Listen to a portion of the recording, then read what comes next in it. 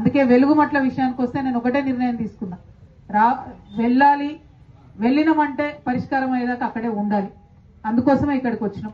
అందుకోసమే పొద్దున్న నుండి మనం ధర్నా చేసిన తర్వాత ఏమన్నా స్పందన వస్తుందేమో, కలెక్టర్ గారు వచ్చిపోతారేమో, ఎందుకంటే ఎంత దారుణంగా ఉంది ఇక్కడ కండిషన్. ఎందుకు ఉంచిండ్రు మనని ఇక్కడ తీసుకొచ్చి, మన ఇళ్లకి వెళ్ళి బయటికి గుంజుకొచ్చి ఇక్కడ వేసిన తర్వాత కనీసం రావాలి కదా అని అడిగితే దాని మీద డిస్కషన్ లేదు. సరే, రోడ్డు మీద మీరు ధర్నా చేస్తున్నారు, డిస్టర్బెన్స్ అవుతుంది, మొత్తం అంతా ట్రాఫిక్ ఆగిపోయింది, పక్కన హాస్పిటల్ ఉన్నాయని పోలీసు వాళ్ళు చెప్పింది. అందుకే ఏమన్నామంటే ఇదే అంబేద్కర్ భవనంలో కూర్చుంటాం. ఎక్కడైతే బాధితులను తీసుకొచ్చి ప్రభుత్వం పెట్టిందో ఇక్కడనే కూర్చుంటాం. ఇది రోడ్డుకి ఇవతల ఉంది, ఎవరికి డిస్టర్బెన్స్ ఉండదు, ట్రాఫిక్ ప్రాబ్లం ఉండదు. ఒకటే ఒక విషయం, నేను విశారద నాన్న ఇద్దరం కూడా నిరాహార దీక్ష చేసుకుంటూ కూర్చుంటాం ఇక్కడ. ఎన్ని రోజులైనా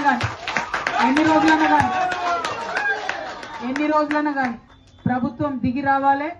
ఎక్కడైతే మన పేదవాడి ఇంటి మీద బుల్డోజర్ నడిచిందో అక్కడనే బిల్డింగ్ కట్టియాలి.